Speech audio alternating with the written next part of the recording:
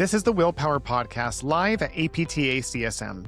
We're here with physical therapy leaders and practice owners from across the country talking about where the industry is going and what it takes to grow in today's landscape. Get comfortable being uncomfortable. That's the message from today's guests, and they've built an entire company around it. Michelle and Dave from Highbar Physical Therapy join me today to talk about branding, people-first leadership, and what it actually takes to stand out in physical therapy.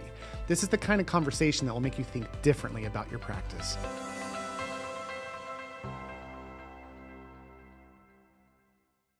So Dave and Michelle, I am so excited to have you guys on the Willpower Podcast here at CSM. Thank you so much for being here. Thank you. I'm even more excited to be with you, Will. Thanks for having you, Will. Now, what you guys don't know, I kind of alluded to this right before we hit record, but I walked up and down the aisles, and I've been a physical therapist for 25 years. I have had multiple companies in this space. I'm telling you this because I'm very particular about brand. And I want you to know that in my humble opinion, you guys have the single best brand presence of any other company here at CSM. Wow. Yes, you get the Willpower Approval and Award for the best branded company in CSM. I just feel like I won a prize. You did. Unfortunately, it doesn't come with an actual prize other than this recording, but I wanted to bring that up because I was walking and your booth, it was first of all, describe what you're doing at your booth, whoever wants to. I'll let Dave go. Well, I was going to ask what stood out to you, Will. I'll tell you. A podcast and not a television. So are you going to start? No, tell me what you guys are doing. I want you to describe it for the audience. Sure. It starts when you come around the corner, and our colors are bright. We're orange. It's a bit like our personalities. But our theme is get high with Highbar. I think that's a little bit about being in California, maybe. It's a little bit provocative, which it should be to get attention. But then to us, it opens the conversation about how to get higher in your career. All right. So that's where it begins. Well, maybe a little tongue in cheek, but I'll tell you that didn't land for me that way at all. Like the get high part, it was this, because when you look at your booth, the way it's decorated, it's all about high level performance, and you show different pictures of functional things on the back. I told you this yesterday, remember? I was like, I walked by, it was so different. I said that dramatically. The orange jackets help though. Describe the jackets, Michelle. I actually gave mine away last night. I gave them to one of the guys at Prompt because he loved it so much. I wanted to ask for one. Yeah, well, Mike Dwyer has mine from Prompt, FYI, but I'm going to track him down. Okay. Yes, that was actually the person who oversees and runs our student program, Michelle Falecki, who decided on the dress code, which were these sparkly, wonderful orange bomber jackets. And you hear on the audience, like, orange sparkly, and you're thinking, no. There is something that somehow it pulls off this cool factor to the highest degree. It grabs your attention, but in a weirdly like, oh, that's cool way, not in a, oh, look at those guys. It was so amazing. It's not the jackets I'm proud of, but the whole messaging, the energy of the people. You don't have a massive booth here. You don't have one of these massive like things. You have a very like well respectable size booth, but what's coming out of it was radiant. And we're going to talk today on this episode about how to differentiate ourselves. And here we are at the largest event in physical therapy. And to me, to even have a booth here means you're doing something at a level that's different. But for you guys to be the different of the different in the best way possible, I wanted to make sure I figure out what it is about you guys that makes this company so unique. Man, I'm kind of feeling pretty good about what we're doing right now, Dave Pavao. This podcast is going well. Well, I will jump in. I will say, Will, I really appreciate your comments. And a little story about Highbar. We originally were an organization with one clinic called Performance Physical Therapy. Yes. Where I was at, and Dave was a student with us 17 years ago. So this one clinic, we collaborated, we aligned, we always wanted to be the best versions of ourselves. And we learned from each other, and we did stuff in the community, and like we're this wonderful practice. And then folks would say like, oh, I'd like to open a clinic in my hometown. And we're like, okay, let's do that. And so we continue to grow and evolve. And yes, we grew rapidly because we had people who wanted to grow and evolve. I had the opportunity to do a lot of things in the profession and learn a lot through advocacy and through APTA and private practice section, all of those things. We had so many wonderful friends and people. And then we realized, I was like, I think we're actually doing something good. And so we said, all right, well, let's take it to the next level. And we actually 4 years ago went through the whole process of rebranding and being very thoughtful about our name because we wanted to differentiate. We wanted to show that you can actually grow a company that's very much based on being unapologetically people first, taking care of your clinicians at a whole different level so that they don't get burnt out. They can grow and evolve and be amazing, and then they give great care. And so, yes, so our branding was very intentional. Like how we made you feel makes me so happy because that was the goal. Interesting. I'm going through a rebrand right now with Virtual Rockstar, and it's interesting because I've had all these things top of mind, and maybe that's why I was extra sensitive. I've been spending weeks with a brand specialist who's brilliant with colors, brilliant with words. So, Highbar, get it. I think that's really clear. I love that element. Why orange?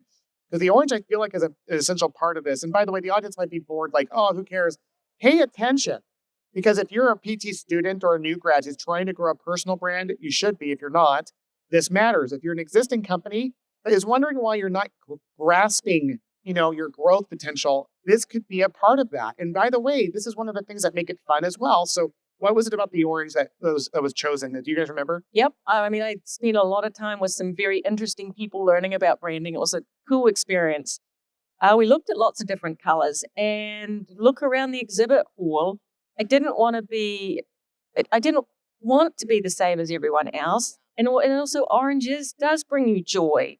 It does create creativity. It changes how you feel. And so you'll see it in our clinics as well, because it also wanted to think about not just our clinicians, but our patients.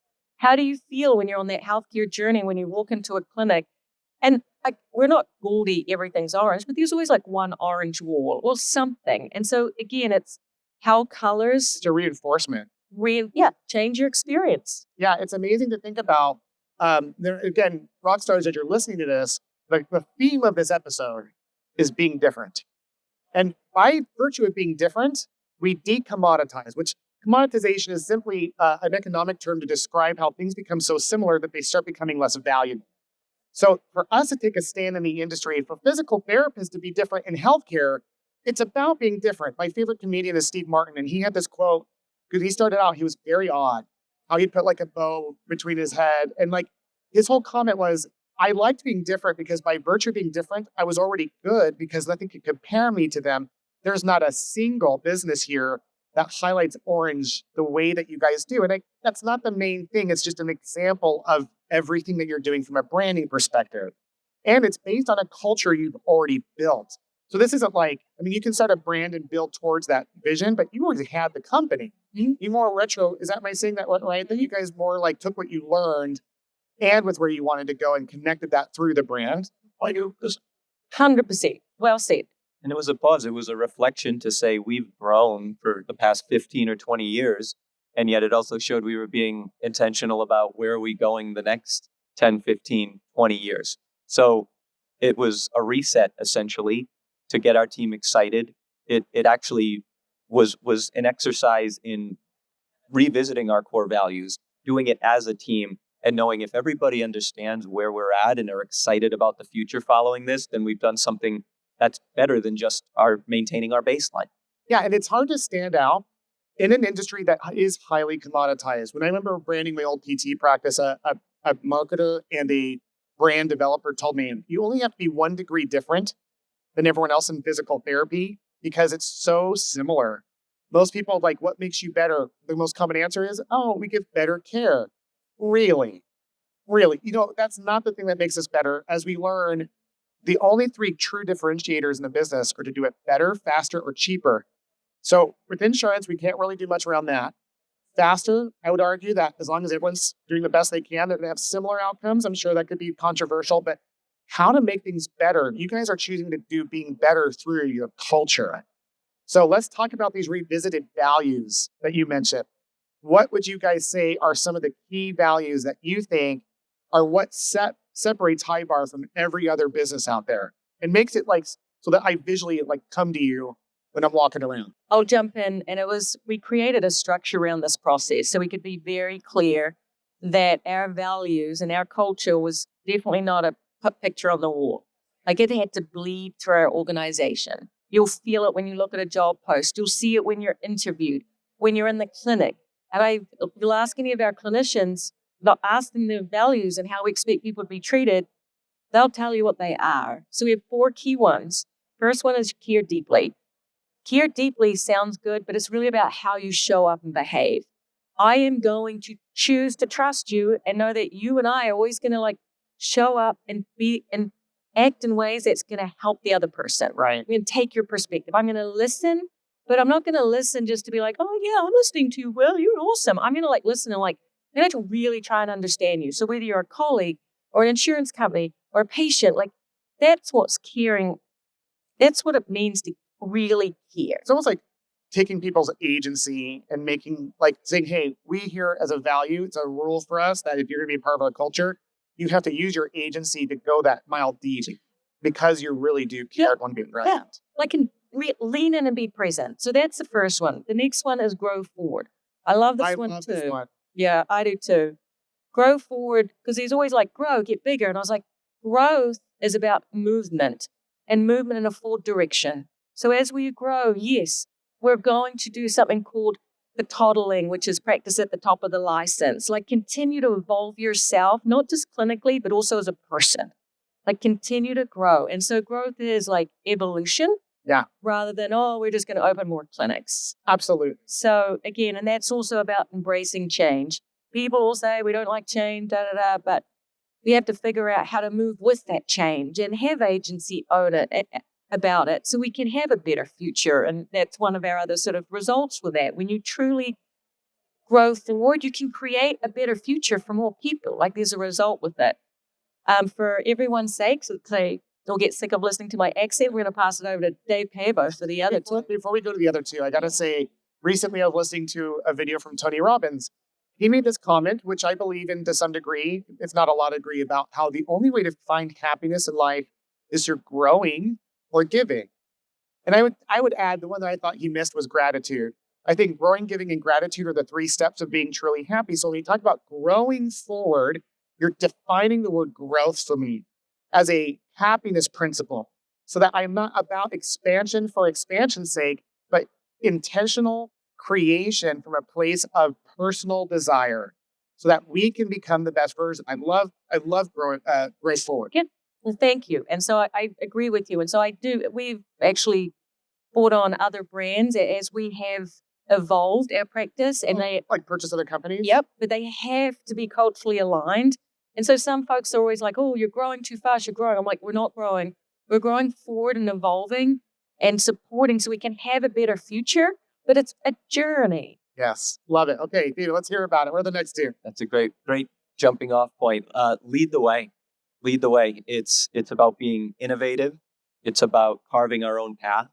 And it's about doing it for our team. As you said, PT can really feel like a commoditized industry. It can wear on you a little bit. Healthcare is challenging in general, and leading the way shows that we can be creative. We can do it differently. We can be forward thinking for our team, and it informs our decisions as a leadership team, down to our the clinic directors who are leading their clinics, all the way down to the clinicians when they're onboarded. Be creative. What do you think?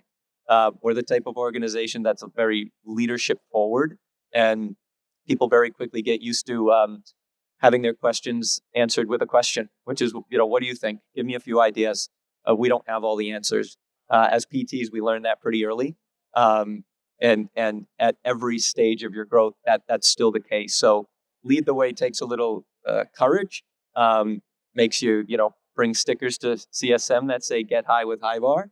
And things usually turn out well when you're there. And I love how you have the jump height thing that you got your station where you can measure people's vertical.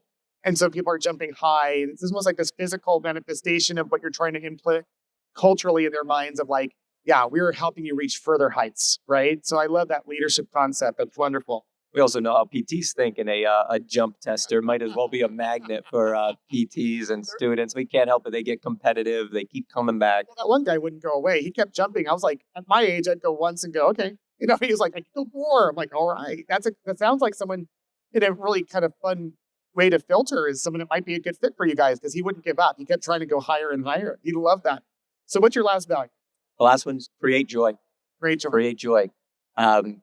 pull joy into every day in the clinic. It means as a leader, not only are you making sure your patients are having an amazing experience, and I think PTs naturally get that. They naturally understand that we tend to always be, right? We sometimes have like the tree hugging train, right? We want to do what's best, the Peace Corps gene, do what's best for our patients. And that holds true in giving them an amazing experience, but also means each other. Create joy for the team, celebrate the small wins, celebrate the big wins in their careers, their personal lives, what they're doing at work. That's where creating joy begins.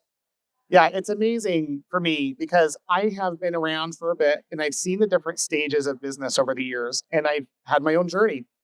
You guys to me are in that golden spot where you're not new, you have experience, you have teeth, you've made those earlier mistakes of learning how to find the right people, and you're at a size where you keep growing and scaling. And to me, I wish all new grads who are thinking about leaving or experienced PTs who are thinking about leaving our profession could know more about the high bars because there's no one like high bar.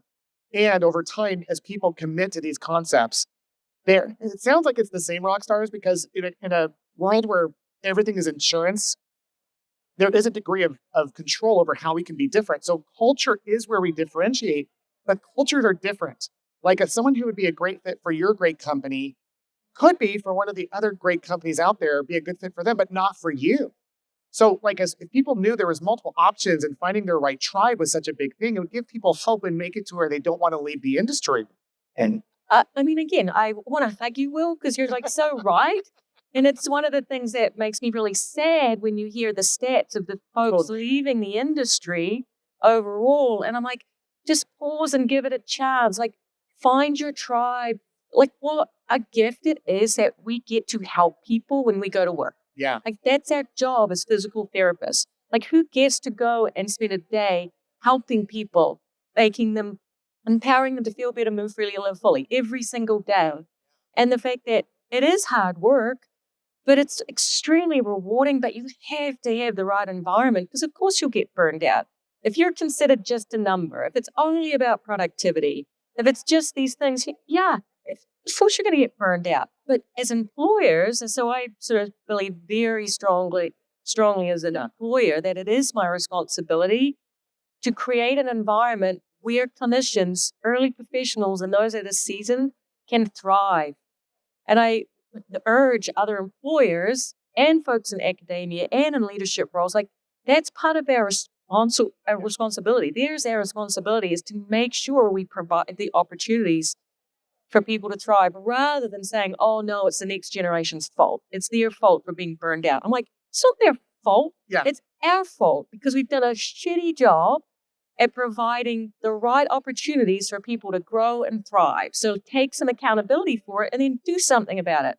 Yeah, I think when people blame others, because I've heard students talk about how most owners are about the money, or I've heard owners talk about this next generation doesn't know how to work hard. It's because they don't know how to look inward and make those changes. But what's amazing again is I know your people. I've seen them. They love working at your company, and they're not burned out. I don't know, but I'm willing to bet that they're highly productive because, as we all know, production is the basis of morale. So they wouldn't be happy if they weren't highly engaged and productive. But when they feel a cultural connection and they belong, that's how you guys have differentiated for your tribe, how to attract them, bring them in, and keep them happy. Not just keep them, but like giving them a path for growth because they know you're committed. You're committed to their long-term growth. And that was the whole philosophy. Even when we had just one clinic, it was really important to me that growth wasn't about, oh, I want to grow and evolve, so I just automatically become a clinic director because, a really good clinician does not equal a really good clinic director. And so hence why we developed our partner programs, hence why I'll pass it here to Dave. Like when we look at all of our professional development, and it's not just clinical, it is also leadership training and management and all of that. It gives folks different pathways. Like I don't think of growth or an organizational chart. It shouldn't be, hierarchy. Growth should be like on one plane. Like you can reach out and move into teaching or mentoring or clinic director. Like it's just different parts of the journey and growing. So beautiful. Anything you would add, David? I do. I think it goes back to that value of grow forward, and we should acknowledge, especially in this profession where there's so much opportunity to grow, and you're really either you're growing or you're dying. It's like the air we breathe. You are going to grow in order to thrive. We do it on a personal level. Every single student walking around right now, has desires. They want autonomy. They want purpose. They want mastery. And when do we over commoditize and kind of squeeze that and take that opportunity away from them? It's a set of choices and a set of structures we put around them. So there's a great book, right? How we do everything means everything. And how you approach these things is culture. Now, we can make that overly cookie cutter, much like the healthcare industry is right now. We can say, this is the defined pathway. Anybody could come up with a pathway. Yeah. Anybody can offer a particular continuing education course, right? Those can be commoditized as well. The cultural piece, right? We often say culture is how do things really work, right? How did the decisions really get made?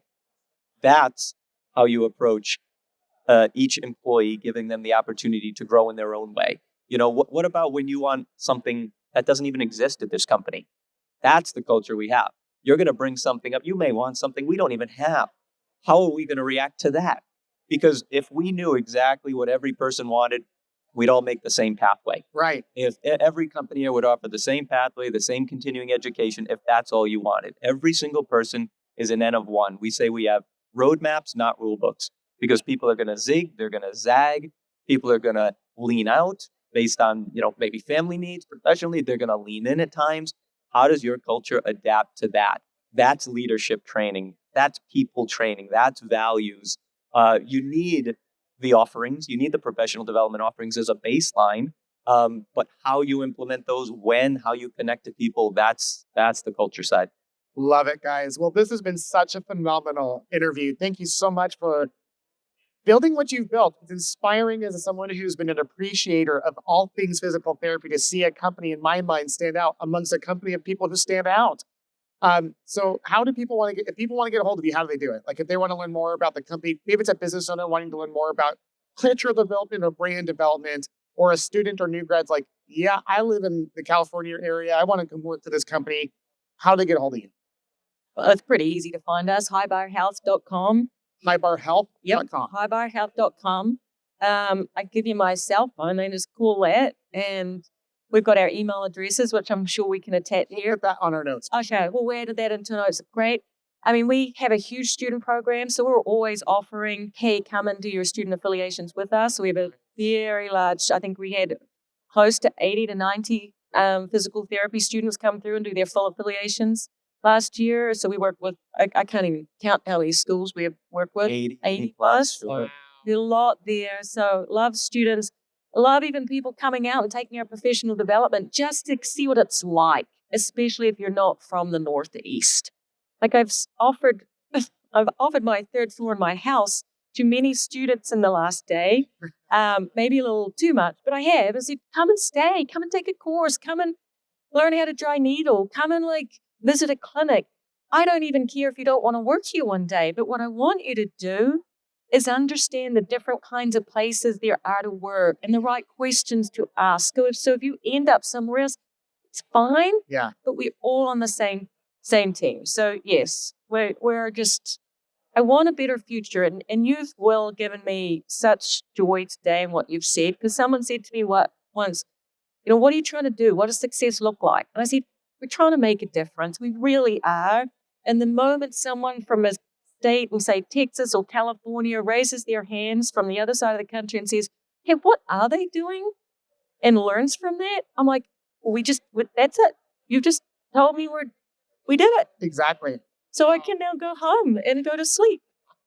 Well, guys, what a wonderful episode. I'd like to wrap up with some rapid fire questions. Are you guys ready? Ready. Absolutely. All right. What do you think is your favorite value of your company? Gun to your head, David.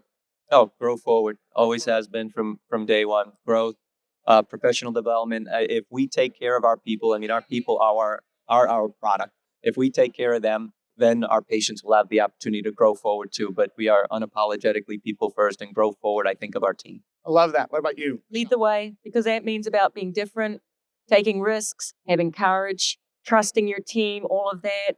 We did receive the Private Practice of the Year Award 7 years ago, the Jane L. Snyder Award. And part of that is about being a leader and being innovative. And so even though that reward was in the past, I hold it dear to my heart because it makes me feel like I have to continue living that. You made it. I mean, when you get that award once, you've made it. You've gone as high as the recognition gets in our industry. That's phenomenal. Next question. What do you love most about working with David? Michelle? Oh, he's like my little brother, slow walking, smooth talking Dave Pavao. I have so many names for him. He's laughing because he knows it. 17 years he started as a student. Wow. And seeing his growth, his kindness, he's now, married with 2 kids, and he is cool, calm, and collected. Every student loves him. Every clinician loves him. And he is tolerant of my craziness because I have always, hey, what about this? When I told him, hey, let's get high with Highbar, he didn't go like, oh, God, Michelle, what now? Because I knew he was thinking that. He was like, oh, maybe pause and you think about it. So that's a lot. But so many things that I love about. By the way, I love your kind of energy. You said my kind of craziness. What about you, Dave? You know, as this was coming, what about Michelle do you love working with? Oh, God. The opportunities she's given me for 17, 18 years now, I've never wanted for opportunity for growth because it's always been there. She's given me things before I've had to ask every step of my career. So every time I talk to somebody outside of this organization and I tell my story that started with being a student to where I am today, I say I can discuss opportunity because I've lived it, and that's thanks to Michelle. Wow. All right. Next question. You guys have children? Yes. Okay. What would you want your children to know about your passion for what you do? Remember, this is going to be recorded out on the internet for a long time. Not just your kids, your grandkids, your descendants you won't even meet are going to see this. What would you want them to know about the passion that you have for what you do? So you are very good at this, Will. Something I offer young students often, it's related to my own journey. It all starts with people and relationships and being curious. So many, maybe new graduates, early professionals might relate to this. You graduate and you think, I've got to have all the answers. I'm going to watch how much I can talk to this page. I'll tell them everything I know. Yeah. And then you realize it's about relationships. It's about asking the right questions. And that's what gets you to the next level. Now then you go ahead and make the same mistake. Then you become a clinic director and you say, I've got to have all the answers for my team.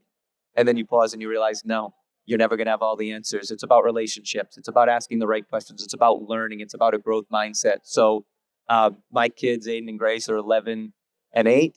And if I can instill that growth mindset, that love of learning and no fear of making mistakes, because, every day you're just doing a little better than the day before, then I will have done okay. Love that. What about you, Michelle?